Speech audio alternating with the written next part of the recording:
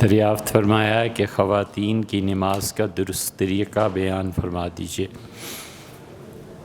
خواتین جیسے نماز پڑھتی ہیں گھروں میں کہ وہ سجدہ سمٹ کے کرتی ہیں اور اسی طرح دونوں پاؤں جوڑ کے رکھتی ہیں اور اپنے سینے پہ ہاتھ باندھتی ہیں اور اسی طرح رکوع میں بھی وہ سمٹتی ہیں اور دونوں پاؤں ایک طرف نکال کے بیٹھ کے پھر تشہد پڑھتی ہیں۔ یہ سب وہ طریقے ہیں جو صحابہ کرام رضی اللہ عنہم کے دور سے لے کے اب تک چلے آتے،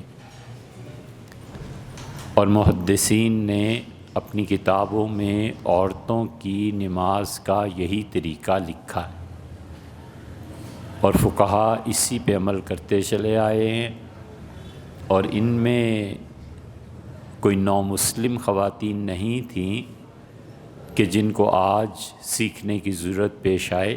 یہ اباً عن جد مسلمانی تو تھی۔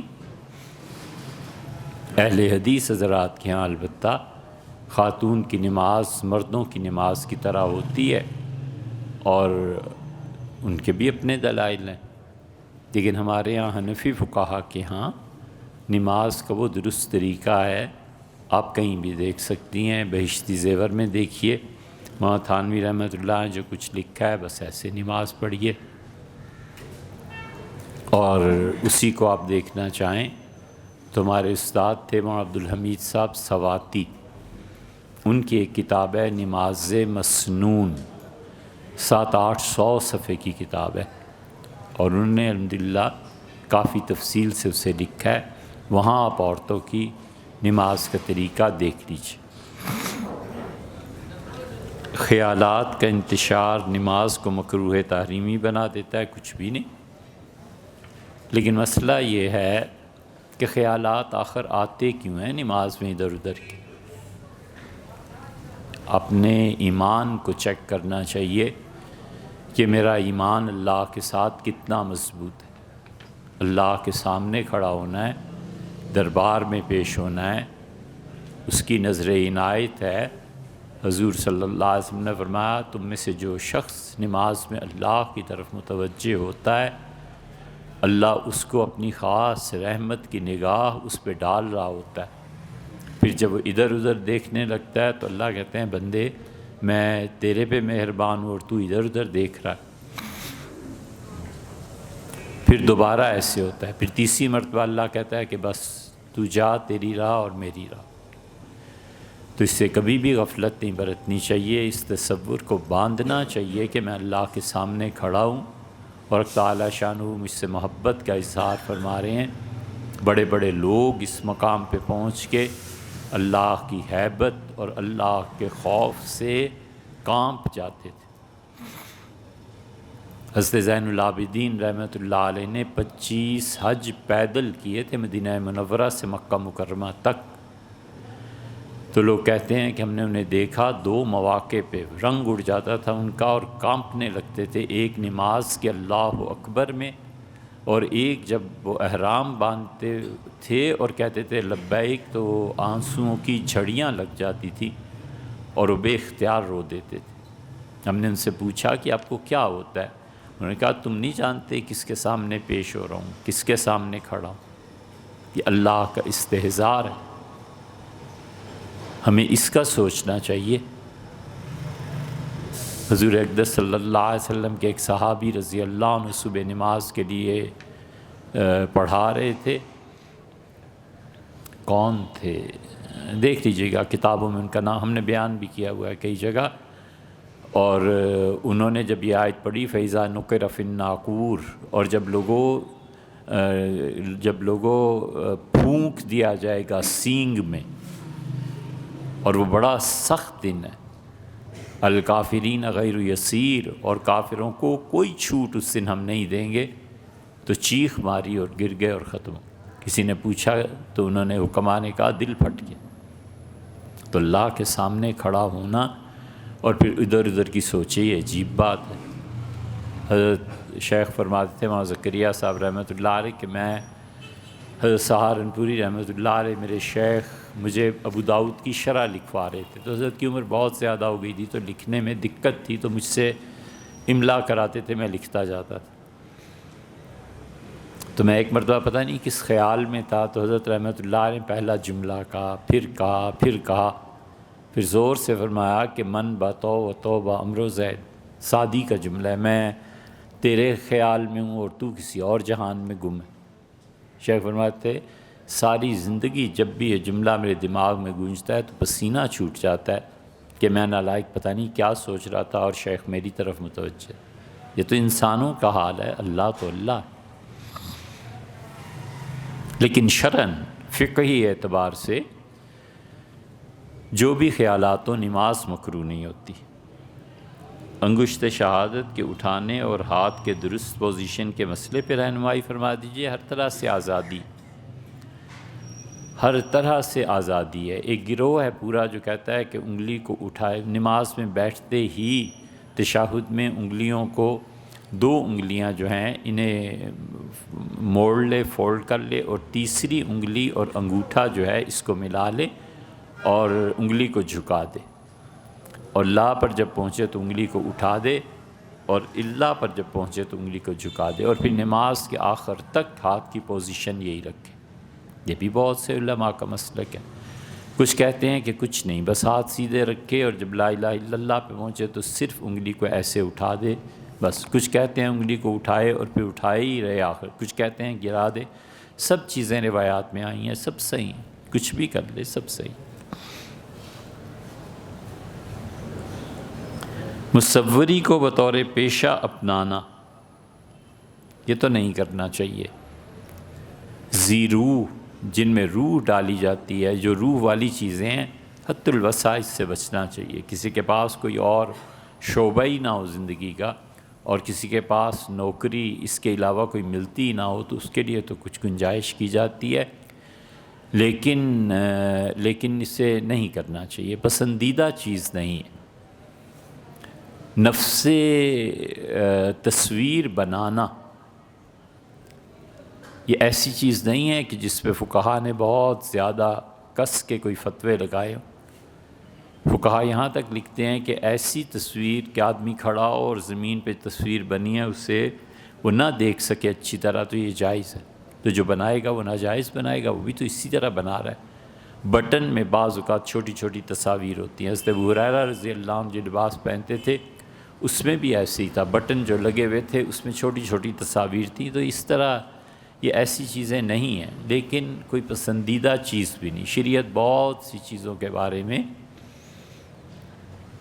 کھلی اجازت نہیں دیتی، ناپسند کرتی، اچھا نہیں سمجھتی، شکار ہے، کوئی پسندیدہ چیز نہیں ہے۔ حضور اقدس صلی اللہ علیہ وسلم کبھی بھی شکار کے لیے نہیں گئے، البتہ اجازت بھی دی ہے، آپ کے سامنے بھی ہوا ہے، آپ نے کچھ اعتراض بھی نہیں کیا۔ شکار میں جو جانور آتے تھے آپ سے کھا بھی لیتے، اس کا گوشت کھایا ہے۔ حضرت انس رضی اللہ عنہ کہتے ہیں کہ میں خرگوش شکار کر کے لایا اور اس کی ایک ران حضور اقدس صلی اللہ علیہ وسلم کو پیش کی اور آپ نے اسے کھا لیا۔ اہل تشیع کے ہاں خرگوش حرام ہے، ہمارے نزدیک اہل سنہ کے ہاں خرگوش کا گوشت جائز ہے۔ تو اس سے بہت سی چیزیں ایسی ہیں جہاں شریعت کا مزاج سمجھنا چاہیے کہ اس وقت مزاج کیا ہے۔ حدیث میں کئی واقعات ایسے آتے ہیں۔ سیدنا عمر رضی اللہ عنہ ایک بات بیان کر رہے تھے تو حضرت بکر رضی اللہ عنہ کے گھٹنے پہ ہاتھ رکھ کے انہیں ہلایا اور ان کے کان میں کہا عمر تیری ماں تجھے گم کرے، چہرہ مبارک کو دیکھ۔ اور حضور صلی اللہ علیہ وسلم کے چہرہ مبارک سرخ ہوتا چلا جا رہا تھا ناگواری کی وجہ سے کہ عمر کہہ کیا رہے ہیں۔ تو سیدنا عمر رضی اللہ عنہ جو دیکھا چہرہ مبارک کو تو سرخ ہو گیا تھا، تو انہوں نے آگے بڑھ کے دونوں ہاتھ اپنے دونوں گھٹنوں پہ رکھ دیے اور کہا اللہ کے رسول ناراض نہ ہوں، میں اس بات پہ پوری طرح اطمینان میں ہوں کہ اللہ میرا پروردگار ہے، آپ اللہ کے رسول ہیں اور اسلام میری زندگی کا ایک طریقہ ہے، آپ مجھ سے ناراض نہ ہوں۔ تو حضور صلی اللہ علیہ وسلم فرمایا عمر اگر موسیٰ علیہ السلام بھی اس وقت زندہ ہوتے نا تو ما وسعوا الا اتباعی، میری پیروی کیے بغیر ان کو بھی کوئی نجات کی راہ نہ ملتی۔ تو ایک مزاج ہوتا ہے نا سمجھنے کا، اجازت تو دے دیتے ہیں لیکن وہ دل سے اجازت ہے، کراہت کے ساتھ ہے، خوشی کے ساتھ ہے، کیا ہے، یہ سب چیزیں ایسی ہیں جو محبت نہ ہوئی ہو تو آدمی کو سمجھ نہیں آتی۔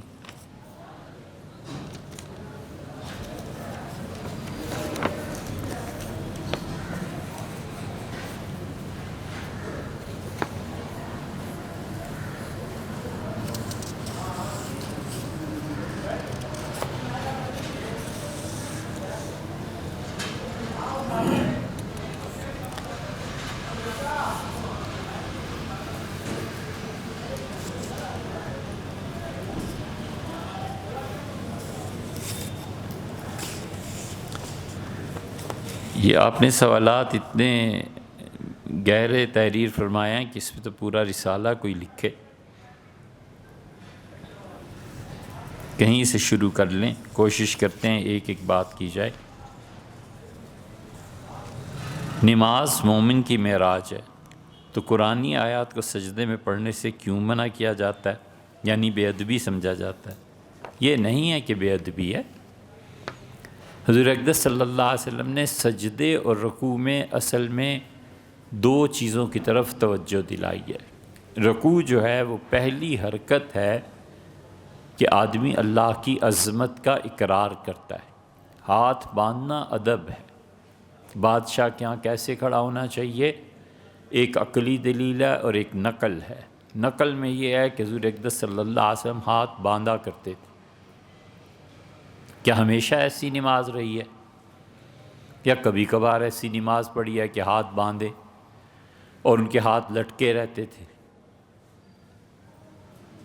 یہ مسئلہ خود محدثین، صحابہ، تابعین تک رحمہم اللہ میں پیش آیا۔ کئی فقہا کا مسلک یہ ہے کہ حضور اقدس صلی اللہ علیہ وسلم ہاتھ نہیں باندھتے تھے، ہاتھ دونوں کھلے رہتے تھے اور وہ نماز ایسے پڑھتے تھے۔ ان احادیث کو امام مالک نے لیا ہے اور انہی روایات کو اہل تشیع نے لیا ہے۔ اہل تشیع کے ہاں آپ دیکھیں گے وہ ہاتھ کھلے رکھتے ہیں نماز میں، مالکیوں کے ہاں بھی آپ کو یہی ملے گا، ان کے بھی دلائل ہیں، ان کے بھی دلائل، اہل تشیع کے وہ یکساں دلائل ہیں۔ ہمارے حنفیوں میں امام محمد رحمۃ اللہ علیہ اس بات کے قائل نہیں ہے کہ ہاتھ باندھے۔ امام محمد رحمۃ اللہ علیہ فقیہ ہیں۔ محمد نے فرمایا کہ اللہ اکبر کہہ کے دونوں ہاتھ کھلے چھوڑ دے، اور جب قرآن کی تلاوت شروع کرے الحمدللہ رب العالمین پہ، اس وقت ہاتھ باندھے۔ وہ کہتے ہیں یہ قرآن کے ادب کی وجہ سے ہے، قرآن کے احترام میں۔ اور چونکہ وہ پڑھے ہوئے تھے حدیث امام مالک رحمۃ اللہ علیہ سے مدینہ منورہ پہ، تو ان پہ حدیث کا بڑا غلبہ ہے امام محمد پہ۔ اگر ہماری یہ فقہ سمرقند اور بخارا اور ان علاقوں کی بجائے عراق سے آئی ہوتی تو ہماری فقہ حنفی پہ حدیث کا غلبہ ہوتا۔ اب ہماری فقہ حنفی پہ عقل کا بڑا غلبہ ہے، عقلیات کا غلبہ ہے۔ وہ بہت بڑا مقام دیتے ہیں کہ انسانی عقل کیا کہتی ہے، عقل کے مطابق بات کرو، اس کو سمجھو۔ تو اس لیے ہاتھ باندھنا ادب اور احترام ہے خدا کی کتاب کے لیے۔ یا پھر یہ کہ ابو حنیفہ، ابو یوسف، شافعی اور حنبلی یہ سب کہتے ہیں کہ حضور اقدس صلی اللہ علیہ وسلم ابتدا ہی سے ہاتھ باندھتے تھے۔ اس کے بعد صحیح معنی میں یہ جو ہاتھ کھول کے نماز پڑھتے ہیں مالکی اور اہل تشیع، وہ کہتے ہیں بادشاہ کے سامنے ہاتھ باندھنے کا کیا تصور ہے؟ کچھ بھی نہیں، مجرموں کی طرح کھڑے ہو ہاتھ لٹکائے ہوئے۔ یہ جو ہاتھ باندھنے کے قائل ہیں باقی ائمہ، وہ کہتے ہیں ادب اور احترام اسی میں ہے۔ بادشاہ کے یہاں جب جاتے ہیں تو ہاتھ باندھتے ہیں۔ اسی لیے حنفی فقہا نے لکھا ہے کہ کسی بھی شخص کے سامنے ہاتھ باندھ کے کھڑے ہونا اگر اس تصور کے ساتھ ہے کہ میں اس کی عبادت کر رہا ہوں، تو یہ ہاتھ باندھنا کفر کی حرکتوں میں سے ایک حرکت۔ خدا کی توحید اتنی نزاکت کی قائل ہے، خدا کی توحید اتنی نازک ہے کہ وہ غیر کے سامنے ہاتھ باندھنے کی بھی اجازت نہیں دیتی کہ اللہ کا حق ہے۔ یہ ہے وہ چیز۔ اس کے بعد جب عملاً وہ جھکتا ہے یا سجدے میں جاتا ہے، تو یہ دونوں مقامات ایسے ہیں کہ حضور صلی اللہ علیہ وسلم نے کوئی ادب اور بے ادبی کی بات نہیں فرمایا۔ آپ نے فرمایا کہ عظموا ربکم، اپنے پروردگار کی تعظیم کے کلمات پڑھو جب تم رکوع میں جاتے ہو۔ رکوع میں دعا کرنے سے بھی منع فرما دیا کہ رکوع میں دعا نہیں ہے، رکوع میں اللہ کی عظمت کے کلمات ہیں، مثلا سبحان ربی العظیم، مثلا سبوح قدوس ربنا ورب الملائکۃ والروح، حضور صلی اللہ علیہ وسلم یہ پڑھتے تھے۔ جتنی بھی دعائیں حدیث میں آئی ہیں رکوع میں رسول اللہ صلی اللہ علیہ وسلم جو پڑھتے تھے، سب میں خدا کی بزرگی اور عظمت ہے کہ وہ عظیم ہے، شہنشاہ ہے، اس کے سامنے جھکنا ہے۔ اور جتنی بھی سجدے کی دعائیں آئی ہیں نا، سب میں مانگنا ہے، اس لیے کہ یہ جو کراٹے کھیلتے ہیں نا بچے، اور یہ جو ٹریننگ لیتے ہیں، ان سے پوچھیں، ان کے ہمارے ٹیچر کہتے تھے کہ سب سے زیادہ بے بسی کی حالت انسان کی یہ ہے، اس سے زیادہ بے بس نہیں ہوتا۔ آنکھیں دیکھ ہی نہیں سکتی، نیچے ہیں کان، آواز اوپر کی زیادہ نہیں سن سکتے، پیشانی اور ناک زمین پہ خاک میں ملے ہوئے ہیں، دونوں ہاتھ مٹی میں ملے ہوئے ہیں، کوئی بھی مارنا چاہے تو مار دے، گردن پہ پاؤں رکھ کے تو ہڈی توڑ دے، آ کے پیچھے سے کوئی درہ مارے تو کیا۔ سب سے زیادہ بے بسی کی حالت عاجزی کی حالت ہے۔ حضور صلی اللہ علیہ وسلم ہمیشہ دعا کی تلقین فرماتے تھے کہ اللہ سے دعا مانگو جب تم سجدے میں ہو، اور بڑی لمبی دعائیں، بہت لمبی دعائیں، ایک مرتبہ حتیٰ کہ رسول اللہ صلی اللہ علیہ وسلم اتنے لمبے سجدے کرتے تھے کہ حضرت ابو ہریرہ رضی اللہ عنہ وغیرہ فرماتے ہیں کہ ہم قریب ہو گئے کہ سانس بھی آ رہی ہے یا نہیں، ایسے تو نہیں ہے کہ کہیں حیات طیبہ سمیٹ دی گئی ہو، اتنے لمبے سجدے، پہر گزر جاتے تھے سجدوں میں۔ یہ جو بدر کے موقع پہ حضور صلی اللہ علیہ وسلم نے نماز پڑھی اور سجدہ فرمایا ہے، سیدنا ابوبکر رضی اللہ عنہ کہتے تھے میں پیچھے کھڑا تھا حفاظت کے لیے، اور رسول اللہ صلی اللہ علیہ وسلم جو سجدے میں گئے ہیں تو اتنا روئے ہیں، اتنی دعا مانگی ہے کہ مجھ سے برداشت نہیں ہوا، اور میں نے کمر سے پکڑ کے اٹھا دیا۔ میں نے کہا اللہ کے رسول انہو سینجز لک ما وعدتک، جو اس نے کہا ہے نا آپ سے وہ ضرور پورا کرے گا، آپ کی فتح ہو جائے گی، آپ کیوں اتنے پریشان ہوتے ہیں؟ تو اس لیے ادب اور بے ادبی کا ہے ایک پہلو، مگر بہت خفیف، اور قرآن کریم پڑھنے سے منع فرمایا ہے، بہت سی جگہوں سے منع فرما دیا ہے، اس میں سے ایک چیز یہ بھی ہے۔ ایک بات تو یہ بھی سوچ لینی چاہیے کہ حدیث میں یہ جو چیزیں آتی ہیں نا، ہر شخص کے بس میں نہیں ہوتا کہ اتنی دقیق مباحث میں پڑھے۔ شکر کرے عمل کی توفیق کو، بس جو انہوں نے فرمایا ہے اگر صحیح سند سے ثابت ہے تو اس کو کر لے۔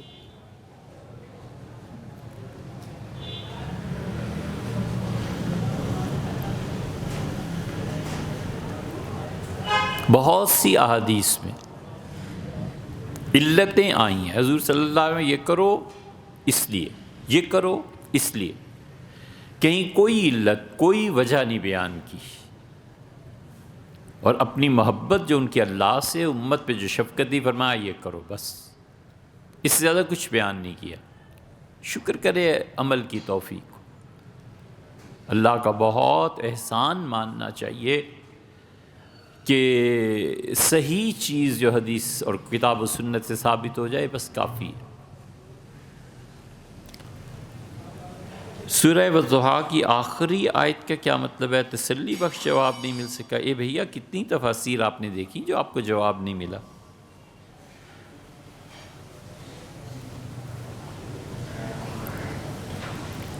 اللہ تعالیٰ نے فرمایا جو انعامات میں کرتا ہوں کسی بھی بندے پر اس کا اظہار چاہیے۔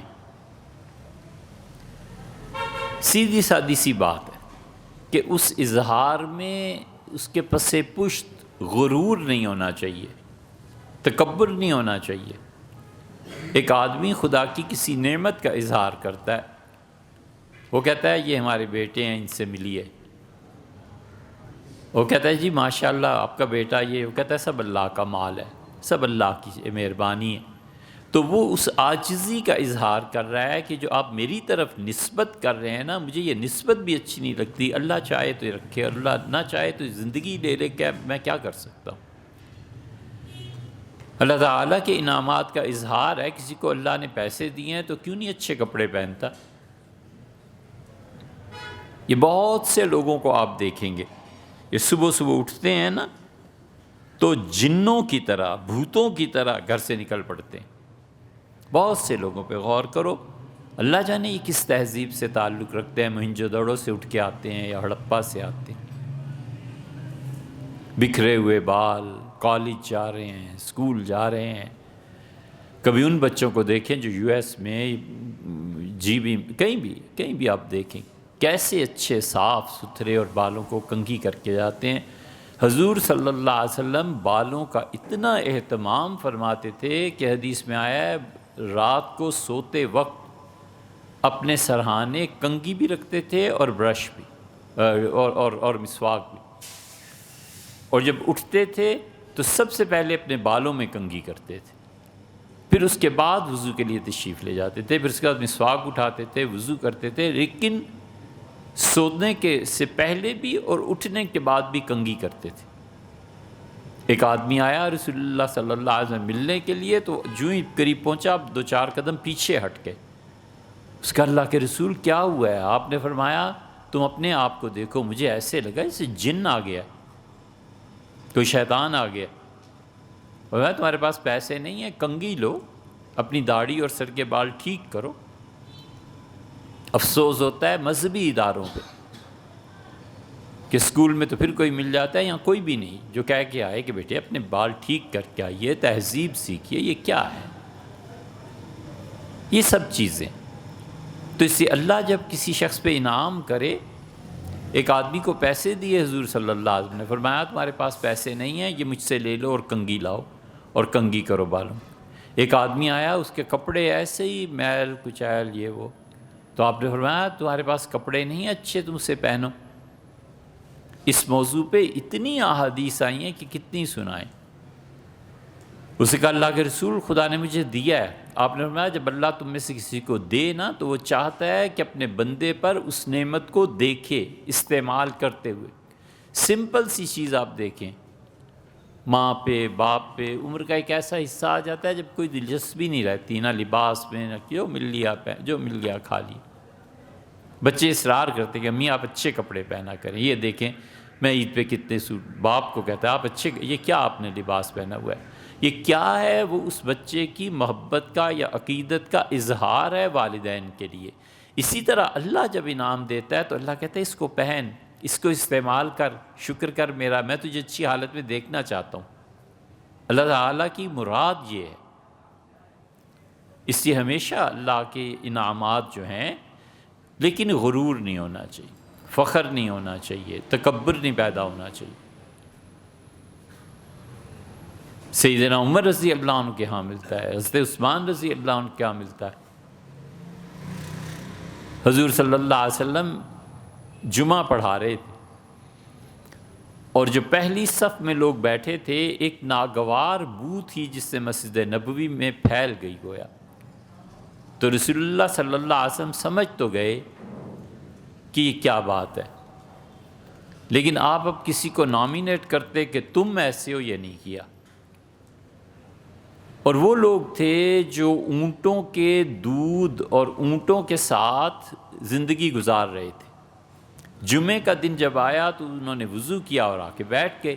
اب وہ دودھ کی جو بو تھی اونٹوں کی، جو تعفن اس میں سے تھا، تعفن تو لفظ مناسب نہیں ہے، لیکن اس کی جو بو تھی وہ پھیلنا شروع ہو گئی۔ تو حضور صلی اللہ علیہ وسلم جانتے تھے کہ یہ اونی لباس میں دودھ، گاڑی میں کبھی دودھ گر جائے نا تو دیکھیے آپ اس سے کیسی سڑاند پیدا ہوتی ہے، یہ لفظ صحیح ہے۔ تو وہ حضور صلی اللہ علیہ وسلم نے نامینیٹ کسی کو نہیں کیا، بس یہ فرمایا کہ لوگوں کو کیا ہو گیا ہے، کیوں نہیں اپنا لباس تبدیل کر کے مسجد میں آتے؟ ان سے اتنا بھی نہیں ہو سکتا کہ جمعے کے لیے ایک جوڑا الگ سے رکھ لیں اور بس صرف جمعے کے دن اسے پہنا کریں؟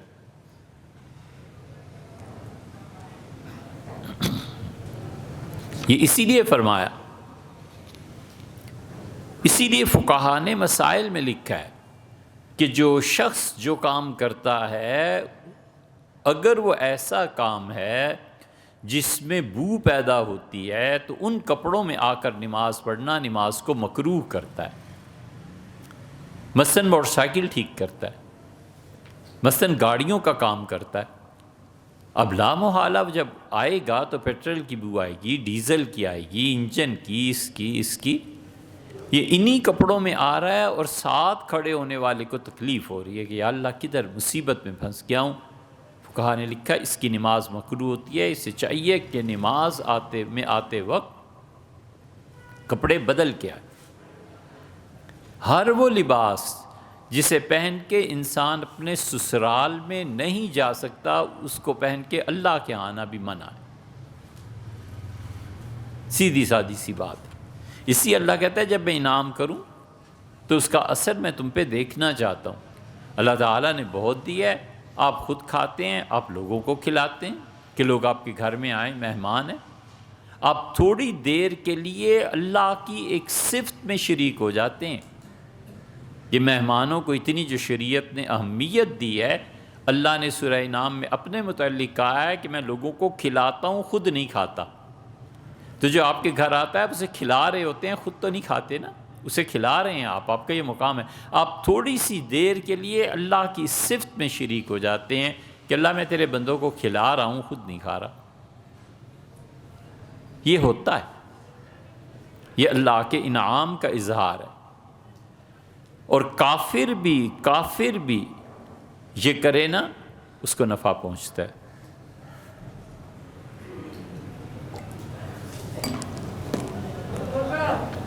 بہت سی نیکیاں ایسی ہیں جو ہارزنٹلی اوپر کو اٹھتی ہیں۔ کافر اور مومن دونوں برابر، لوگوں کی خدمت کرنا، لوگوں کو کپڑے پہنانا، لوگوں کو کھانا کھلانا، لوگوں کی ضروریات، اپنا وقت، انہیں وقت دینے سے زیادہ کوئی سخی نہیں۔ دنیا میں سب سے سخی آدمی وہ ہے جو اپنا وقت آپ کو دے دے، اس سے زیادہ کہ اس لیے کہ وہ وقت اسے ملنا ہی نہیں، وہ تو جنت میں پہنچ کے بھی نہیں ملنا۔ پیسے دینا سخاوت زیادہ اتنی بڑی لمبی چوڑی بات نہیں ہے، پیسے اسے واپس بھی دے دے گا۔ کئی لوگ ہوتے ہیں کہتے ہیں اچھا میری شادی پہ اتنا خرچ کیا، اس کی شادی پہ اس سے بڑھ کے دے دوں گا، ہوتا ہے نا، نہیں غیرت قبول کرتی۔ سب سے بڑا سخی وہ ہے جو وقت دے دے، جو ٹائم دے دے، اسے شعور ہے کہ یہ جو ٹائم اسے دے رہا ہوں 1 گھنٹہ، پھر تو مجھے کبھی بھی نہیں ملنا، موت تک بھی اور اس کے بعد بھی۔ سخی آدمی وہ ہوتا ہے جو وقت دے دیتا ہے۔ تو وہ اللہ تعالیٰ نے جو انعامات اس وقت ایسی چیز، وہ خدا اس میں کافر اور مومن دونوں پر مہربانی کرتا ہے۔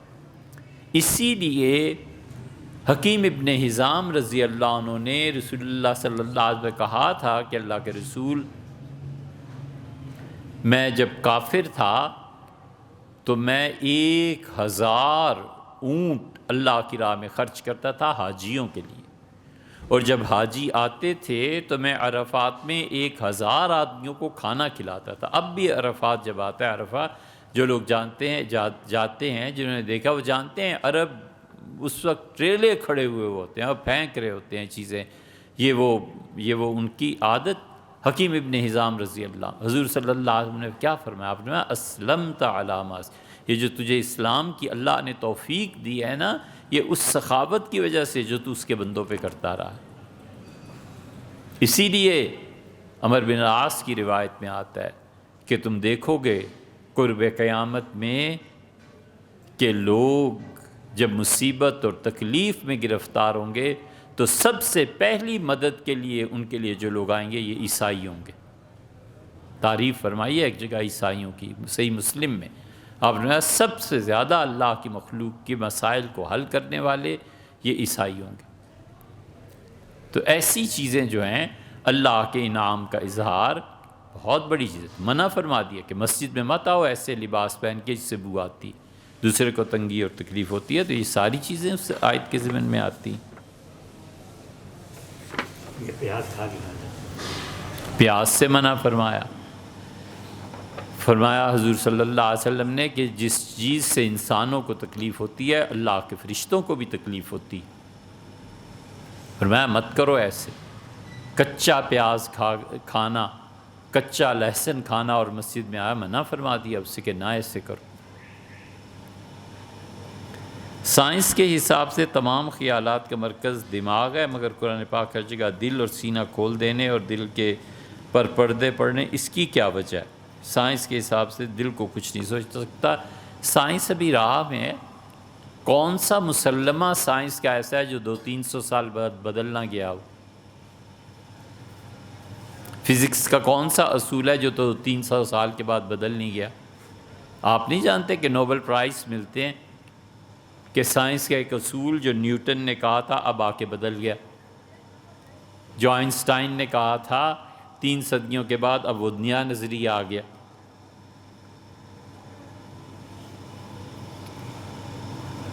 اور اس لیے بھی کہ بنیادی فرق ہے. انبیاء علیہ الصلوۃ والسلام یہ سائنس کی تھیوریز بیان کرنے نہیں آتے.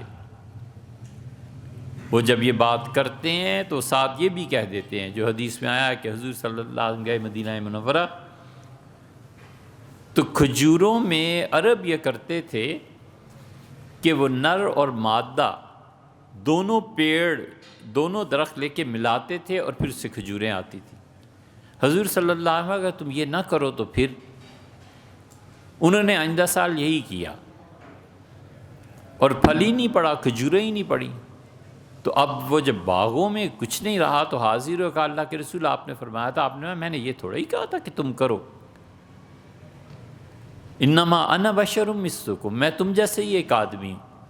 جب میں تمہیں کوئی وہ کام کہوں جو وحی کے ذریعے مجھے دیا جاتا ہے تو اس میں میری خلاف ورزی نہ کرنا، اور جب تمہاری دنیا کے اپنے کام ہیں تو انتم عالم بامور دنیاکم، اپنی دنیا کو تم مجھ سے زیادہ بہتر جانتے ہو.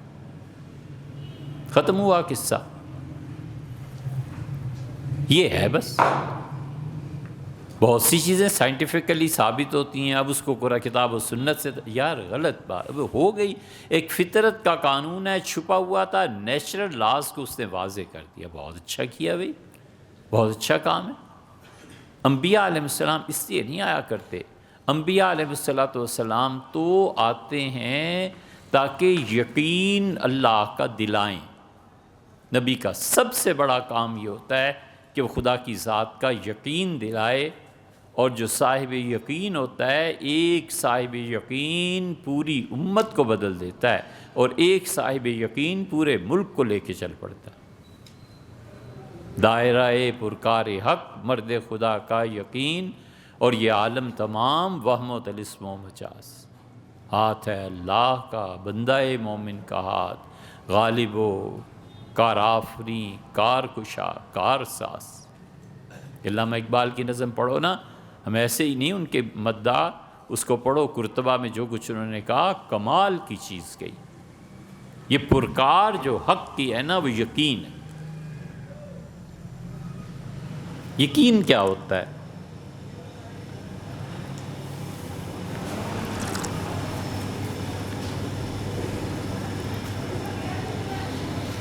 ایک یقین ہوتا ہے جو قطعی ہوتا ہے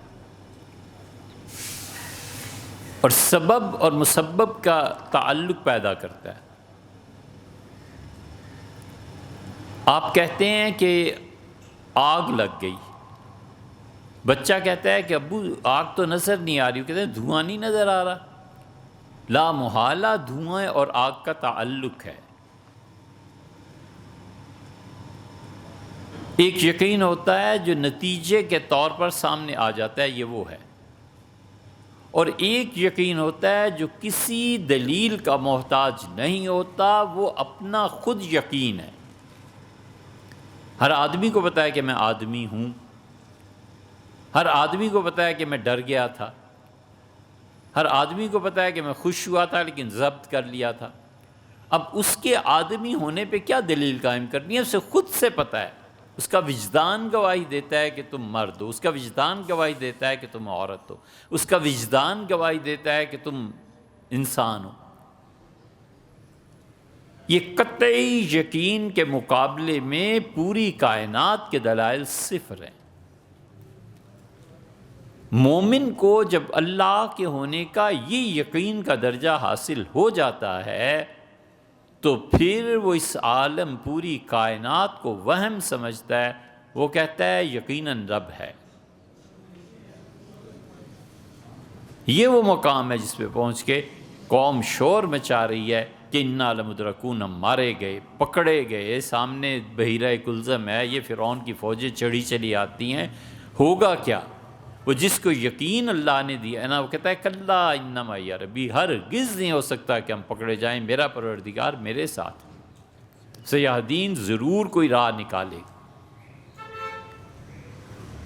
پوری دنیا دیکھ لے اس سین کو کہ مر گئے، فساہما، انہوں نے کرہ ڈالا، فکان من المدحضین، اور کرے میں پھر اس کا نام نکل آیا، اگلوں نے اٹھا کے سمندر میں پھینک دیا۔ کون کہہ سکتا ہے کہ زندگی سے ملے گی؟ فنادا فی الظلمات، وہ اندھیروں میں ہمیں یاد کرنے لگا۔ مچھلی کے پیٹ کا، وہ معدے کا اندھیرا، خود اس کے پیٹ کا اندھیرا، خود سمندر کی موجوں کی طغیانی اور اندھیرا، اور اس میں پہنچ کے کس کو یقین ہو سکتا ہے کہ میں بچ جاؤں گا؟ وہ کہتا ہے چھوڑو سب چیزوں کو، نادا، اس نے وہاں جا کر کہا کہ انی کنت من الظالمین، میری غلطی ہے، مجھ سے نادانی ہو گئی، عیب سے پاک تو صرف آپ ہی ہیں نا، مجھے بچائیں۔ بچا لیے۔ قطعی یقین، اللہ پہ بھروسہ اس مرد مومن کا اس درجے تک پہنچتا ہے کہ پیدا ہوا، اور پیدا بھی اس سال کیا جس سال فرعون کہہ رہا تھا اس سال کے سارے بچے مار دو۔ فوج پھر رہی ہے، دائیوں سے پوچھ رہی ہے کس کسی عورت کے یہاں کہاں بچے، اور فوج آتی، بچے کو اٹھاتی، مارتی، نہ پتہ چلتا تو بچہ بڑا ہو جاتا۔ یہ ساری چیزیں ایک طرف، اور وہ کہتا ہے کہ اپنے بچے کو اٹھاؤ اور ایک بنگوڑا بناؤ، اس میں ڈالو اور دریا میں پھینک دو، جہاں موت نہیں بھی آنی تو بھی آ جاتی، اسے بہاؤ، اور ماں بہا دیتی ہے۔ اللہ نے فرمایا کہ اس کی محبت میں بچے کی ماں کا دل فارغ ہو گیا۔ ساری چیزیں، محبت یہی ہوتی ہے، محبت جو ہے نا، یہ جس کو ہوئی ہو نا اسے فارغ کر دیتی ہے، ہر طرف سے فارغ ہو جاتا ہے، 24 گھنٹے وہی رہتا ہے اپنے محبوب کا سیاپا، اور کیا۔ اللہ نے فرمایا ماں فارغ ہو گیا اس کا دل، اور جہاں نہیں بھی موت آنی وہاں وہ اللہ نے بتا دیا کہ تم کن چکروں میں پڑے ہوئے ہو، فرعون کی فوج آئے، مارے، یہ کرے وہ کرے، ہم چاہیں گے تو موت دیں گے نا، ہم چاہیں گے تو بچہ ڈوبے گا، ہم نہیں چاہتے، نہیں ہوا، ختم۔ یہ یقین جس شخص کو حاصل ہو جاتا ہے اس کی زندگی میں انہونے واقعات ہوتے ہیں، کوئی آدمی عقلاً کوئی توجیہ بیان نہیں کر سکتا کہ یہ کیا ہے۔ خدا اس کا رابطہ زمانے سے جوڑ دیتا ہے، اور جو زمانے سے جڑ جاتا ہے نا پھر اس پہ موت نہیں طاری ہوتی۔ اس لیے سائنس کے حساب سے جو بھی خیالات کا مرکز ہے، چل لیں تو آگے بھی۔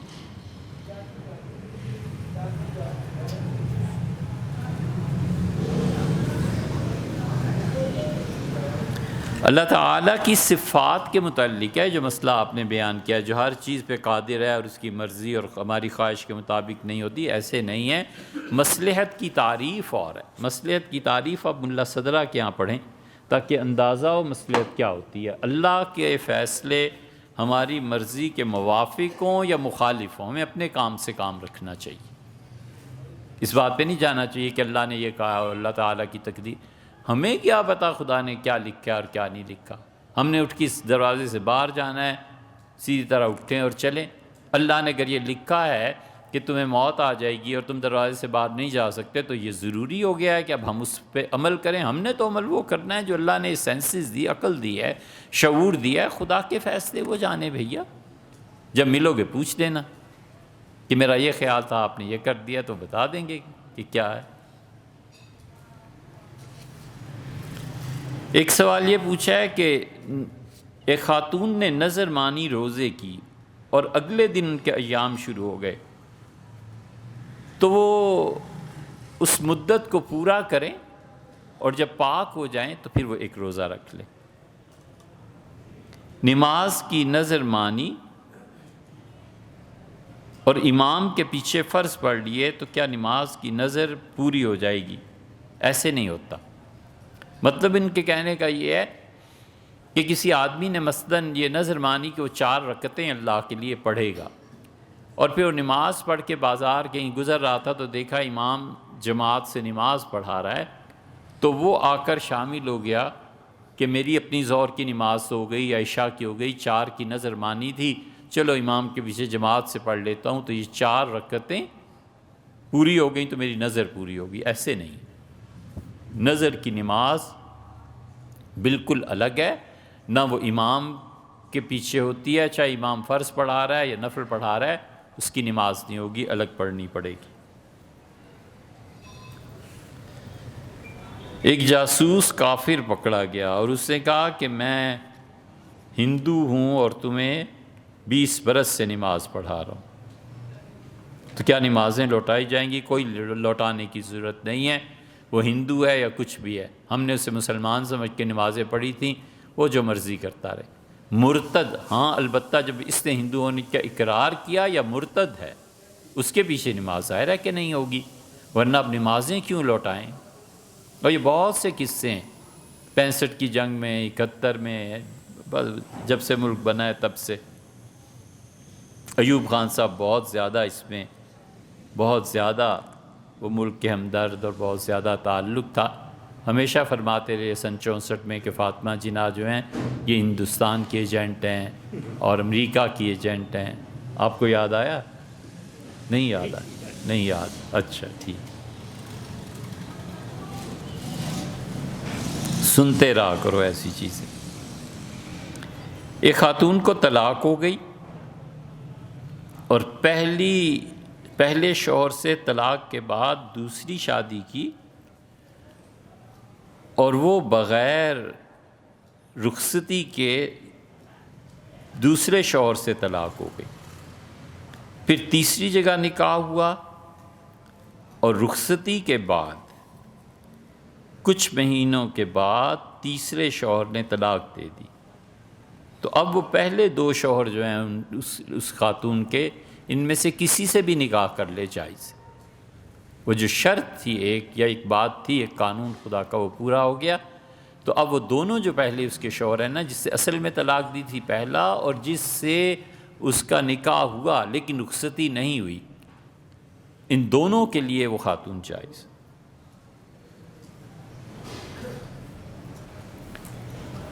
عورت سو رہی تھی اور بے ہوش تھی اور نکاح کے بعد کسی نے اس سے تعلق قائم کر لیا، تو کیا اپنے شوہر کے لیے وہ جائز ہو جائے گا؟ اس کا سونا یا عورت کا بے ہوش ہونا یا اسے گولیاں دے دینا کہ وہ سو جائے، ان تمام صورتوں میں شریعت نے جو کچھ کہا ہے وہ پورا ہو جائے تو اپنے پہلے شوہر کے لیے جائز ہو جائے۔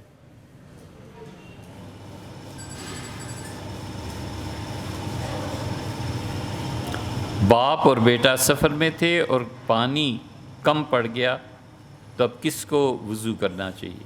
سبحان اللہ، یہ کون سا ہے؟ کس دنیا کے مسئلے پوچھتے ہو یار؟ باپ کو پانی ملنا چاہیے اس سے کہ اس کا حق زیادہ ہے، ایسے مسئلے پوچھتے ہیں لوگ۔ سردیوں کی رات اور جنوری کی کچھ عرصہ 2-3 سال شاید ہو گئے، رات کو آدھی رات کو 2-3 بجے گھنٹی بج رہی، آخر چاروں ناچار اٹھا، ان کا کیا مسئلہ ہے؟ لڑکا بول رہا تھا ایسے جیسے پتہ نہیں کتنا بڑا مسئلہ اس کے لیے پیش آ گیا۔ تو ہم نے پوچھا کہ کیا ہوا کیا ہے؟ کہنے لگا جی میں ہوٹل میں بیٹھا ہوں، چائے پی رہے تھے دوست، ہمارے درمیان بحث، بڑی زبردست بحث ہے جی، آپ سے پوچھ۔ میں نے کہا پوچھ بھی چکو، اب پوچھنا کیا ہے؟ تو کہنے لگا موسیٰ علیہ السلام کی جو لاٹھی تھی جی وہ کس درخت کی لکڑی سے بنی؟ اب بھلا بتاؤ، یہ ہے معیار۔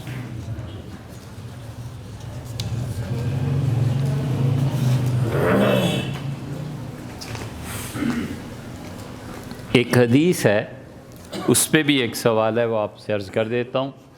میں اسی لیے یہ حدیث کی کتاب ساتھ لے آیا تھا کہ جو سوال انہوں نے پوچھا ہے اس کا جواب دے سکیں۔ حدیث یہ ہے کہ حضور صلی اللہ علیہ وسلم نے ایک آدمی کو حکم دیا کہ وہ دوبارہ وضو کرے، کیونکہ اس نے جو لباس پہنا ہوا تھا وہ ٹخنوں کے نیچے تھا۔ یہ حدیث انہوں نے پوچھا ہے کہ کہاں آئی ہے اور اس کا مطلب کیا ہے۔ یہ خود حدیثیں پڑھنے سے نا پھر یہی مصیبتیں بنتی ہیں۔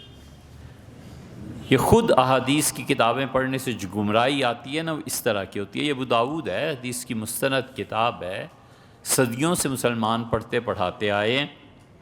اور عطا بن ابی یسار رضی اللہ عنہ کہتے ہیں، حضرت ابو ہریرہ رضی اللہ عنہ سے روایت کرتے ہیں کہ بینما رجل یصلی، ایک آدمی نماز پڑھ رہا تھا اور مسبلا ازارہ، اس کی جو شلوار تھی یا جو کچھ اس نے باندھا ہوا تھا چادر وغیرہ وہ ٹخنوں سے نیچے تھی۔ اذ قال له رسول اللہ صلی اللہ علیہ وسلم، حضور اقدس صلی اللہ علیہ وسلم فرمایا اذهب فتوضا، جاؤ اور وضو کر کے آؤ۔ فذهب فتوضا، وہ گیا اور وضو کر کے آیا۔ ثم جاء، پھر وہ حاضر ہوا۔ ثم قال اذهب فتوضا، حضور صلی اللہ علیہ وسلم نے دوبارہ اس سے کہا، اس کی شلوار کو ٹخنوں سے نیچے دیکھ کے کہ جاؤ اور وضو کر کے آؤ۔ فذهب فتوضا، وہ گیا اور پھر اس نے وضو کیا۔ ثم جاء، پھر وہ آیا۔ اس حدیث کو پڑھ کے ان صاحب نے کہا کہ اس کا مطلب یہ ہے کہ ٹخنوں سے نیچے کا لباس وضو کو توڑ دیتا ہے، کیونکہ رسول اللہ صلی اللہ علیہ وسلم صاف فرما رہے ہیں کہ جاؤ اور وضو کر کے آؤ۔ یہ ہے وہ مصیبت جب منع کرتے ہیں نا کہ حدیث استادوں کے بغیر نہیں پڑھنی چاہیے۔ یہ انہوں نے پڑھی ہے، پڑھ لی ہے، اس لیے وہ کہتے ہیں جو بھی ٹخنوں سے نیچے کا لباس ہوگا اس کا وضو ٹوٹ جائے گا۔ اگر اسی پہ وضو ٹوٹنا ہے تو اس وقت دنیا میں لاکھوں نہیں کروڑوں ایسے ہیں جو ٹخنوں سے نیچے کی پینٹس پہنتے ہیں، جینس پہنتے ہیں، ان سب کی نماز کیا وضو بھی نہیں ہوتا پھر۔ فقال له رجل، ایک آدمی نے عرض کیا کہ یا رسول اللہ، اللہ کے رسول علیہ الصلوۃ والتسلیم، مالک امرأتہ ان یتوضا، کیا وجہ ہے، کیا ہو گیا ہے؟ امرتہ، آپ اسے حکم فرما رہے ہیں پھر کہ وضو کر کے آئے، اس کی کیا وجہ ہے؟ کیا ٹخنوں سے نیچے کا لباس وضو کو توڑ دیتا ہے یا وہ کوئی چیز ہے جو ہم سمجھ نہیں پائے؟ قال، حضور صلی اللہ علیہ وسلم، انہ کان یصلی، یہ نماز پڑھ رہا ہے، وہو مسبل ازارہ، اور اس کی نماز میں اس کا لباس ٹخنوں سے نیچے ہے، وَإِنَّ اللَّهَ جَلَّ ذِكْرَهُ، اور اللہ تعالیٰ لا يقبل صلاة رجل، کسی ایسے آدمی کی نماز نہیں قبول کرتا جس کے کپڑے اس کے ٹخنوں کو ڈھانپے ہوئے۔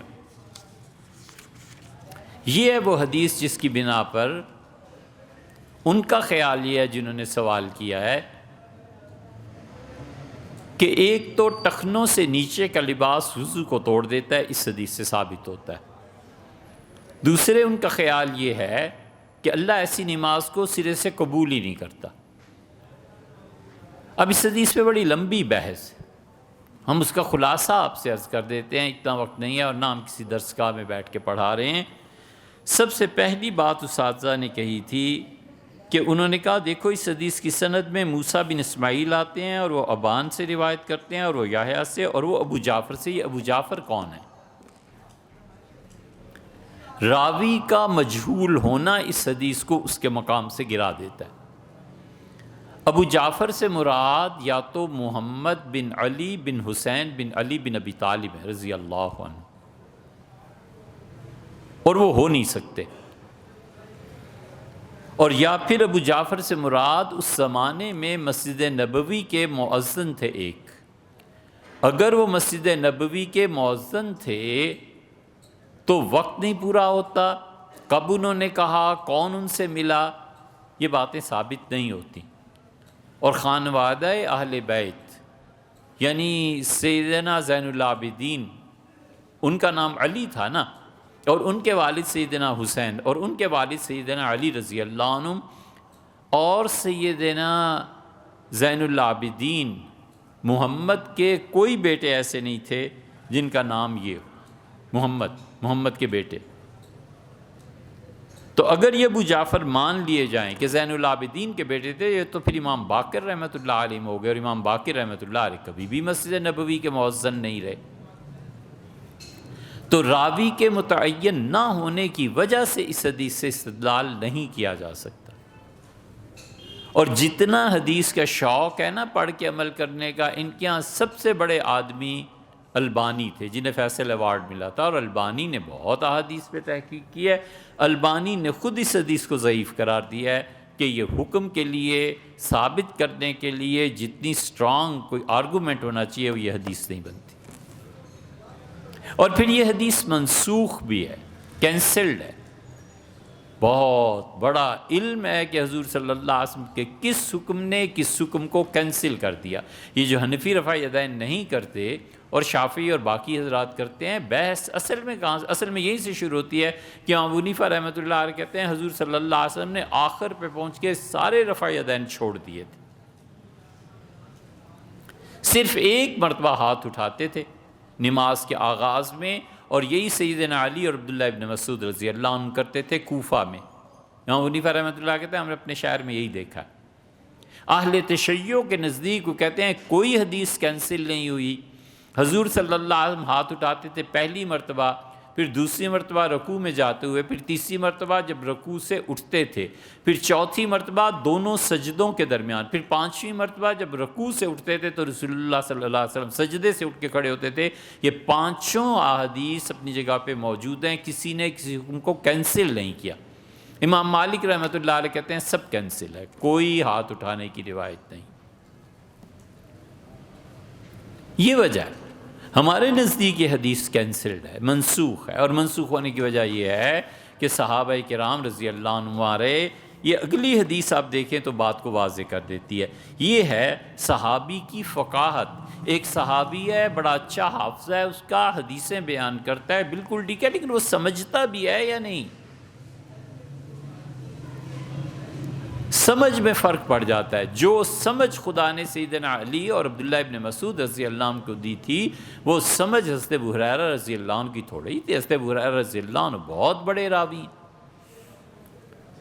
انہوں نے کہا کہ گرم پانی نہ، انہوں نے کہا کہ آگ پہ پکی ہوئی چیز کھانے سے وضو ٹوٹ جاتا ہے، اور پھر کہا کہ حضور صلی اللہ علیہ وسلم کے سامنے گوشت لایا گیا پکا ہوا، آپ نے کھایا اور پھر وضو کیا، تو ابو ہریرہ رضی اللہ عنہ سمجھے کہ آگ پہ پکی ہوئی چیز کھانے سے وضو ٹوٹ جاتا ہے۔ عبداللہ ابن عباس بھی بیٹھے ہوئے تھے، وہ بچے تھے، لڑکے سے تھے جوان، انہوں نے کہا چچا پھر تو یہ ہوا کہ گرم پانی سے وضو ہی نہ ہو۔ حضرت ابو ہریرہ رضی اللہ عنہ چپ ہو گئے، سوچتے رہے، پھر کہنے لگے لڑکے حدیثیں سننی ہو تو بیٹھا کر، یہ حجتیں نکالنی ہیں تو اٹھ یہاں سے۔ عقل کا لیول ہے نا، ہم کسی شخص کی سوچ پہ پابندی تو نہیں لگا سکتے۔ ابن مسعود رضی اللہ عنہ نے اسی حدیث کو کیسے سمجھا ہے؟ انہوں نے کہا سمعت رسول اللہ صلی اللہ علیہ، میں نے حضور صلی اللہ علیہ وسلم سنا، یقول، آپ فرماتے تھے کہ من اسبل ازارہ فی صلاتہ، جس شخص نے نماز میں اپنا لباس ٹخنوں سے نیچے رکھا، خیلا، اور وہ متکبر ہے اس وجہ سے، غرور کی وجہ سے، فلیس من اللہ جل ذکرہ فی حلم ولا حرام، اس آدمی کی نماز کوئی بھی قبول نہیں ہوتی، کہیں بھی پڑھے۔ ابن مسعود رضی اللہ عنہ یہ سمجھے کہ وہ شخص جو اپنا لباس غرور، فخر، تکبر کی وجہ سے ٹخنوں سے نیچے رکھتا ہے، وہ نماز اللہ کے ہاں اس درجے کی قابل قبول نہیں ہے جتنا کوئی غیر متکبر انسان، چاہے اس کی شلوار ٹخنوں سے نیچے ہی کیوں نہ ہو، اللہ اس کی نماز کو زیادہ قبول کرتا ہے، اس کی کم کرتا ہے۔ لیکن کیا کسی حدیث میں آیا ہے کہ یہ نماز کو لوٹائے؟ حضور صلی اللہ علیہ وسلم اس شخص کو بھی 2 مرتبہ کہا وضو کر کیا، یہ نہیں فرمایا کہ نماز کو لوٹا۔ اگر وضو حقیقت میں ٹوٹ گیا تھا تو پھر نماز کا کیوں نہیں حکم دیا؟ انہی احادیث کے پیش نظر حنفی فقہا، عالمگیری وغیرہ، وہ سب کہتے ہیں کہ اگر کوئی شخص ٹخنوں سے نیچے کا لباس پہنتا ہے کوئی حرج نہیں ہے، جب تک کہ وہ متکبر نہ ہو، مغرور نہ ہو۔ ہمارے زمانے میں جو بائیڈن بھی وہی پینٹ پہنتا ہے جس کے سویپر پہنتا ہے، وہ تصور ہی نہیں رہا، وہ تھا جب تھا۔ تو اس لیے احادیث کو خود پڑھنے کے بجائے اساتذہ سے پڑھنا چاہیے۔